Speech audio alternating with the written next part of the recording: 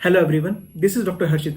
इस वीडियो में मैं आपको साइंटिफिकली ये समझाने की कोशिश करूंगा कि आप तब भी पढ़ाई कैसे कर सकते हैं जब आपका पढ़ाई करने का मन नहीं कर रहा हो।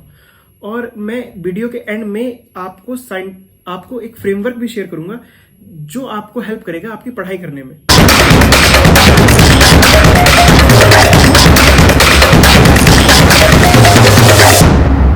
तो सबसे पहले देखते हैं कि ऐसा क्यों है कि हम देर की एक रेजिस्टेंस है। कभी कभी ऐसा क्यों होता है कि हमारा पढ़ाई करने का मन नहीं करता है।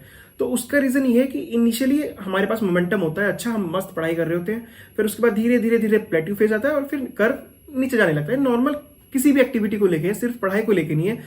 आप सोचिए, मान लीजिए आपकी फेवरेट डिश रसगुल्ला है और आपको बहुत मन करता है रसगुल्ला खाने का। आपको पहला रसगुल्ला खिलाया, आपको बहुत अच्छा लगेगा, लेकिन जैसे जैसे आप रसगुल्ला खाते जाएंगे आपका मन नहीं करेगा और खाने का। क्यों? क्योंकि अब सैचुरेशन आ गया, अब एक इनर्शिया आ गया। तो सेम पढ़ाई के साथ है, इनिशियली मोमेंटम अच्छा रहता है, फिर एक प्लेट्यू आता है और फिर वो मोमेंटम चला जाता है।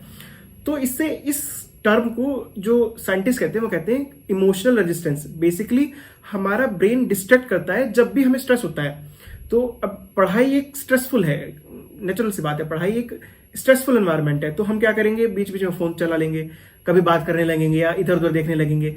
तो ये ब्रेन का एक तरीका है उस स्ट्रेस को कम करने का या स्ट्रेस को कोप करने का। तो इसका मतलब क्या ये हुआ कि इससे बचा नहीं जा सकता? ऐसा नहीं है।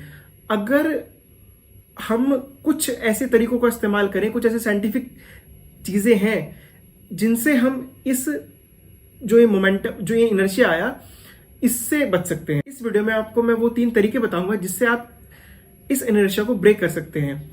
तो सबसे पहला टेक्निक वो है पावर ऑफ मोमेंटम। ये टेक्निक ये कहती है कि अगर आपने इनिशियल रेजिस्टेंस को ओवरकम कर लिया, इनिशियल इनर्शिया को ओवरकम कर लिया और एक बार स्टार्ट कर दिया, तो फिर चीजें आसान हो जाएंगी और आप पूरा कर लेंगे। जैसे जब मैं अपनी नीट यूजी की या नीट पीजी की तैयारी कर रहा था और मेरा पढ़ाई करने का मन नहीं कर रहा था, तो मैं क्या करता था कि उठ के 5 मिनट टहल लेता था। तो जो एक इनर्शिया था कि मैं लेटा हुआ हूं या फिर ऐसे ही मेरा कुछ मन नहीं कर रहा, वो टूट जाता था। या फिर मैं क्या करता था कि रूम की सफाई करने लगता था, चीजें अरेंज करने लगता था।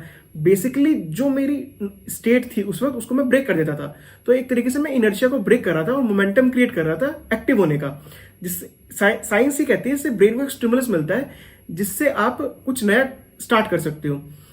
दूसरा मैं क्या करता था कि मैं टेबल पे आके बैठ जाता था और पढ़ाई करनी स्टार्ट करता था, लेकिन वो नहीं पढ़ता था जो सिलेबस में, और कोई बुक पढ़ ली, जैसे power of subconscious mind, rich dad poor dad, कोई भी बुक पढ़नी स्टार्ट करी और धीरे धीरे फिर मैं स्विच हो जाता था उस बुक पे जो मेरे सिलेबस वाली है। तो इस तरीके से मैं यूज कर रहा था, मुझे खुद को भी नहीं पता था पावर ऑफ मोमेंटम का। जब मैंने अभी इस वीडियो के लिए रिसर्च किया तब देखा कि जो मैं एक्चुअली में कर रहा हूं उसके लिए एक साइंटिफिक टर्म है जिसको पावर ऑफ मोमेंटम कहा गया। दूसरा तरीका है वर्चुअल क्यूज यूज करने का।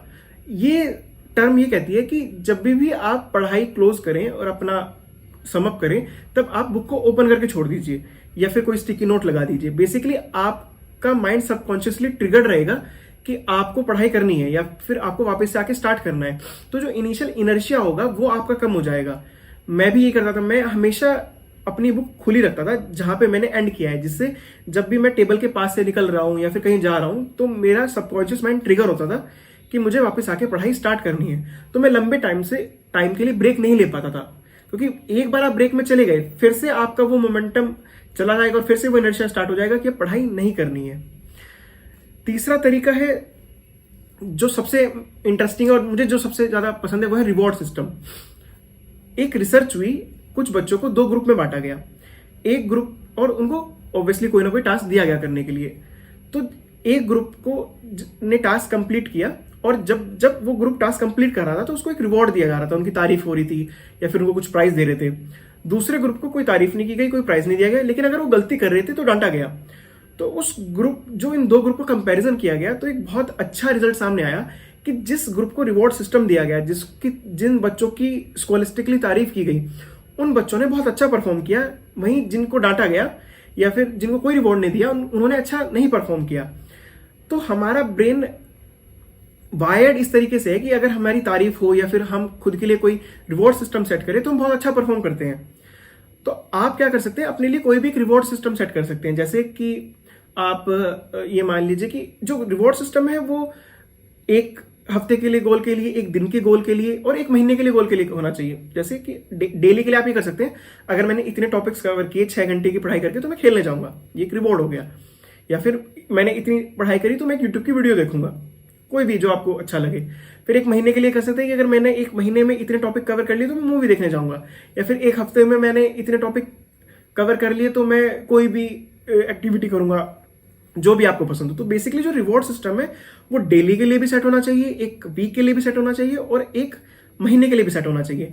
अगर आप ऐसे इस रिवॉर्ड सिस्टम को फॉलो करेंगे तो आपका मोटिवेशन बना रहेगा। एक बहुत अच्छे राइटर हुए स्टीफन किंग, मतलब उनको one of the most discipline writer माना जाता है। तो वो मतलब उन्होंने हॉरर मूवीज वगैरह के लिए लिखा है, हॉरर नॉवेल्स लिखी है। तो वो कहते थे कि मुझे बात से फर्क नहीं पड़ता कि मेरा मन कर रहा है लिखने का या नहीं कर रहा, अगर मैं एक बार स्टार्ट हो गया, अगर मैं एक बार बैठ गया लिखने तो मेरे को पता है मैं लिख दूंगा। बेसिकली उनको ये बात पता थी कि एक बार वो इनर्शिया, एक बार वो मोमेंटम स्टार्ट कर लिया तो अब चीजें आसान हो जाएंगी और आप अब लिख लेंगे। इस तरीके से वो ना 2000 वर्ड रोज लिख पाते थे, कई बार तो 100-150 पन्ने भी लिख देते थे। बेसिकली वो रोज लिखते थे। रोज का मतलब रोज, consistency over motivation. Motivation initial push तो दे देता है, लेकिन आपको लंबे टाइम तक अगर मेंटेन रखना है तो सिर्फ कंसिस्टेंसी एक सहारा है। अब देखते हैं फ्रेमवर्क क्या है। तो जो आपका फ्रेमवर्क है वो है कि आपको एक स्टिकी नोट लेना है। हम हर वीडियो के एंड में ही करेंगे। उस स्टिकी नोट पे तीनों चीजें लिखनी है। पहला पावर ऑफ मोमेंटम, दूसरा वर्चुअल क्यूज, तीसरा रिवॉर्ड सिस्टम। और इसको अब लगा देना है अपनी वॉल पे, और जब भी आप आए गए गुजरे एक बार इसको देख लें। इससे ना आपकी सबकॉन्शियस ट्रेनिंग होती रहेगी कि आपको अपनी हर एक्टिविटी में लाना है। ये स्ट्रेटेजी सिर्फ पढ़ाई के लिए नहीं है, आप किसी भी एक्टिविटी में इन स्ट्रेटेजीज को लगा के अगर आप फिट होना चाहते हैं तो रिवॉर्ड सिस्टम सेट कर सकते हैं। या फिर आप कोई नई जैसे वीडियो एडिटिंग वगैरह कुछ भी सीखना चाहते हैं तो आप इन स्ट्रेटेजीज को यूज कर सकते हैं। अब इस वीडियो के लिए इतना ही। आप कौन सी स्ट्रेटेजी आपको सबसे ज्यादा पसंद आई, या फिर आप किस स्ट्रेटेजी को अभी तक फॉलो करते आ रहे थे, कमेंट सेक्शन में बताइए।